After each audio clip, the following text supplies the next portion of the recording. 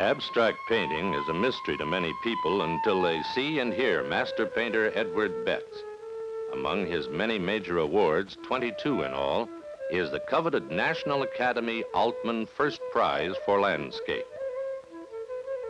His background of realistic painting makes Mr. Betts eminently qualified to go beyond realism to the exciting, provocative field of abstract and non-objective painting. Many artists are drawn to their subject matter out of some kind of inner compulsion. The compulsion in my case is for a certain quarry in Maine, which is not far from my summer studio.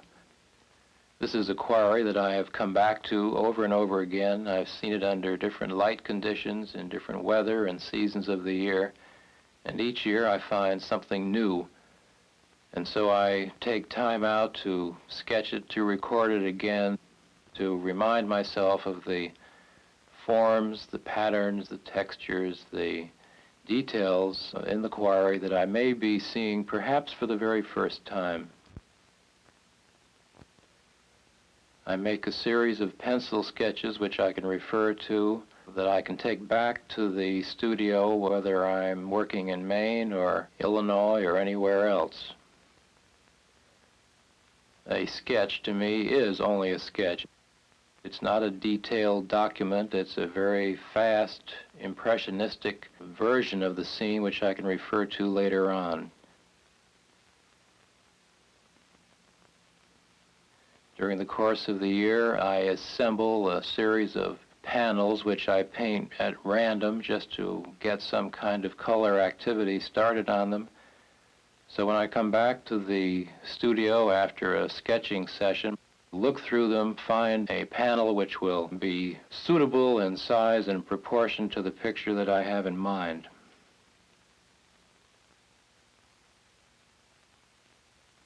I like to have all my materials as close to me as I possibly can get them. I want them within arm's reach. I want them so that I don't have to look or search. I want them so I can lay my hands on them almost unconsciously. The paints that I use are acrylic paints. The white is placed in the corner of my palette at the upper left, and then I place the warm colors along the top on the far side, the cool colors on the left-hand edge, and the neutrals in the lower left-hand corner. The painting medium that I use is a half and half mixture of polymer medium and water. I start completely at random, perhaps pasting tissue paper or rice paper on using the polymer medium. What I put down is completely spontaneous, it's accidental, it's unpremeditated. I have no idea of working toward any particular image.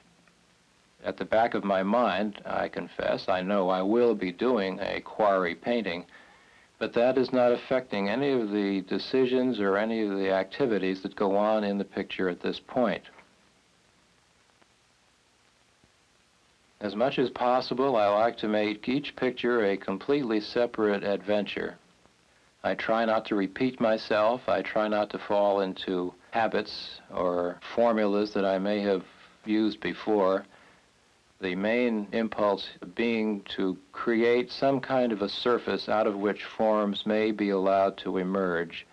And conceivably, the idea of the quarry at the back of my mind may unconsciously influence certain choices. One of the irritating things about painting is the fact that a torn piece of paper is sometimes a more interesting shape than one designed by the artist himself. So I put the shapes on my picture fearlessly because I know that it doesn't really matter what is on the picture, that I can change it, revise it, cover it up at any point that I choose. The first pieces of paint, the first areas that go onto the picture are done, again, very spontaneously, and I put them on just to see how they look. I want to find out what happens. I even purposely disturb the surface of the picture by throwing paint on, or by spattering, or by wiping off parts. Anything I can do to find new solutions, new ways of solving my pictorial problems. I use many materials while I'm painting. I use small brushes, big brushes, knives. I draw with sticks. I even paint with paper. I wipe off paint with a rag, so that there is a variety of tools being used at all times. Line does a great deal to enhance the surface of a picture. Line by itself is an important part of the picture. Sheer mass, sheer weight of color and tone are not quite enough. I think that the line done with the knife can give the picture an added quality. It sometimes increases the depth. You can enjoy the interplay of line with the masses of color. At some point or other during the progress of the picture, I begin to find the image emerging. I begin to find shapes which correspond to shapes in nature. And from then on, I may have decided that a certain area will become the sky and that the rest of the picture would become rock and water. So this becomes a kind of a control for decisions that come later. I prefer a large brush in the early phases of a picture because it keeps me from getting too detailed and thinking too small too soon. I want to think only in the largest, simplest terms. Shapes that I tear out, shapes that I paint in, refer to that idea of quarry, sky, water, light. And this becomes a way of deciding what goes on next. You aren't simply working blindly. You get to the point where you are no longer working at random. You are trying to finally form something. You're trying to work out a picture which has been carefully thought out. The random method applies only as a start for the picture, but random does not finish a picture. There must be some kind of visible order. Many areas are done several times, not so much as a change or a revision, but as a building up process of color glowing through top glazes. All of these things build up an area toward a final strong effect that is not arrived at easily. It's been disturbed, it's been repainted, it's been evolved very slowly and very painfully, I'm afraid, sometimes. But this is the only way I feel that I can get a satisfactory surface that relates to the entire picture. I paint a great deal with the painting knife because the dragging of the paint over the surface I find to be a much more interesting kind of line than the line which results from that drawn with a small brush. A line done with the painting knife has an incisive quality. It's the kind of line that has a broken look to it, and I find this a much more pleasant line than an easy kind of brush line. I do not want to have simply flat paint which is of even consistency throughout the entire surface of the picture. I want to have it varied. I want to have lumps and bumps and scratches. I want to have stipple and spatter. I want to have scrapes and glazes. The only way to get this is to build it up freely and not to be conditioned too early in the creation of the picture by any preconceived ideas as to what the final result will be. I don't like to find the finished picture too early. I don't like to establish the final shapes, the final textures too early in the picture. I like them to evolve over a period of time so that I have a chance to allow things to occur, to enjoy the paint, to let things work out in an almost unconscious way, and then capitalize on those accidents in the final painting. The picture gradually begins to emerge, and the more I become clear in my own mind as to what kind of a picture I'm dealing with, what kind of form relationships are being set up, the easier it is for me to begin to use that image, whatever it may be, whether it's a quarry or anything else, as a means of guiding future decisions as to where the sky might be or what the forms might begin to suggest in the bottom part of the picture. it becomes a much more thoughtfully designed picture by the time it's halfway through. I know where I might use large masses of light and dark. All these things are means to activating the surface. They are ways to bring a broad range of pictorial effects even on a very small surface. I continually have to clean the palette off. You're bound to have a very messy palette, and the only way to keep clean, fresh color is to continually go back to a fresh mixing surface and get the color that you want. The final stages are done with great care, so there is a kind of a delicate balance to be hit here where you try to make it look free and bold and easy, and yet on the other hand you want to have it controlled, ordered, structured, and I suppose the degree to which you bring off that kind of a balance is some indication of the success of the picture. Forms appear casually and they disappear just as casually. To me, in the early phases of a picture, nothing is sacred. There isn't anything which is final.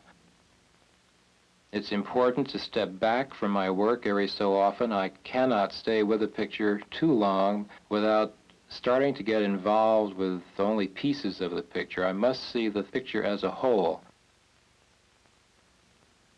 As the picture becomes more clear, as I can see more what I'm aiming toward, I begin to introduce a few realistic details. I may suggest the ground or the rocks more clearly. I may show shacks. I may show derricks or cables, details which are simply a matter of spots of design on my surface, but on the other hand, they also serve as a point of reference to make the picture a little bit more meaningful and perhaps also to give more a sense of the gigantic scale of the quarry in relation to a very small shack.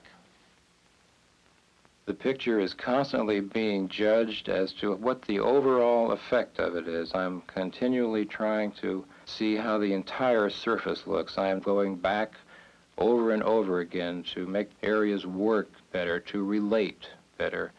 No one area can be seen by itself. It must always relate to something else somewhere in the picture.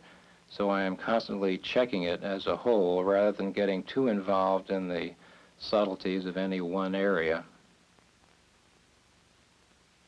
Bits of paper now are put on more carefully. They are put on to strengthen the design, to coordinate it as much as possible, and the random idea has been put aside because the picture is now more important than the working methods that I was using in the start.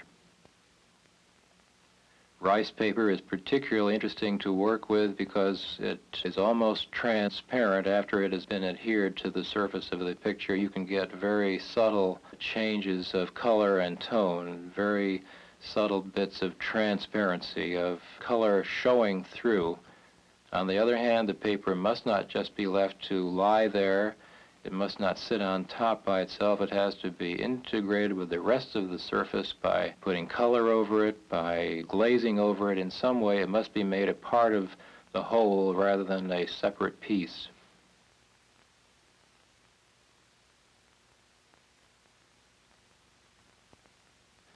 These brushes that I use in my work are sometimes very rugged house painting brushes, and they tend to give me more what I want. I can control them. I know what they can do and what they can't do. I know what size will fit what purpose. And a rough, coarse, split brush is sometimes the one that I get my best effects with. Since I am doing a painting which is only semi-abstract, not completely abstract, there must be some suggestion here and there of natural motifs, of areas that occurred in the subject itself, so I like to use indications that refer to an easily identified piece of nature, such as rocks, stones, houses, that would give the spectator some kind of a clue as to what I'm working with, a more conscious search for some kind of order, some pictorial composition that can be more easily read and assimilated by the eye. Otherwise, the picture becomes a completely non-objective design and almost meaningless and without scale. Every so often during the progress of the picture, I take time out to put a transparent glaze of half and half polymer and water over the entire picture. This does not disturb any of the paint that is already on there because it is completely waterproof. And this glaze that I put on at frequent intervals as the picture gets further and further along act as a separating glaze between the underpainting and the areas that will come on top of it. This adds to the richness and to the depth of the surface textures on the picture. The polymer and water glaze also are a big help in bringing out color that may have possibly dried in. The idea of knowing when you're finished, of course, is an important one. They say that it takes two people to paint a picture, that it takes the artist himself and it takes someone else to crack him over the head to let him know when it's done. The idea, of course, should be that a person can develop his instincts to the point where he himself can sense when he's done and not rely on any outside assistance. I, in my own case, find that I know best when I'm done when I find myself doing unimportant details, when I find myself wasting time on something that is complete in itself, when I find myself putting things in that really are not adding essentially to the character of the picture. When I find myself doing that, I know it's time to be framed.